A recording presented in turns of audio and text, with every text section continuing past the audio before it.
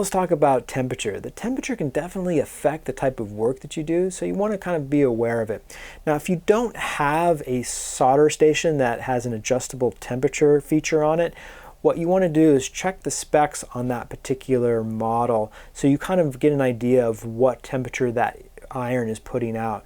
Because if it's too hot, you could actually ruin your components. You can melt the insulation on the lead wires. You could even, if you're using lead-free solder, it can actually crystallize it. So it's real important not to have something that's too hot, especially if you're starting, if you're kind of new to this. It's really easy to overheat components.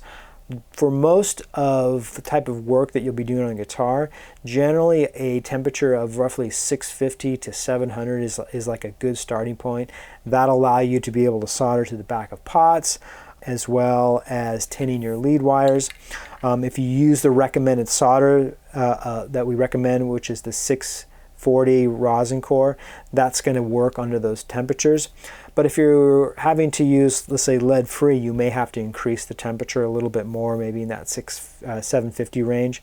If you're taking, let's say, a pickup cover off, you may even need a little bit more temperature to be able to melt that solder. The type of tip that you use, in addition to the type of solder, definitely everything kind of works together. So if you're using a chisel tip and you have a solder station that's has a little bit higher rated, let's say 60 watts or 80 watts, it's going to be nice and efficient. You'll be able to heat up that element relatively quick. And that allows you to work a little bit quicker without having to necessarily overheat the element. So keep that in mind. If it's a pencil tip, there's just not enough surface area, and you're going to have to be applying that tip for extended period of times, which could cause that thing to overheat. That's why we recommend this chisel tip or a screwdriver tip. It heats up quick, but allows you to work quickly so the heat doesn't stay on the components. That's pretty much it with the temperature. Just remember to check the specs if you don't have an adjustable feature on yours.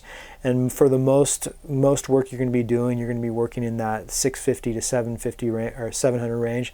I would start at that 650, and if that's not working, I would jump it up to the 700 and see how that's working for you. But be careful. If it's something that's set to over 800 degrees and you're not quite used to soldering, it could damage some of the components on that, so keep that in mind.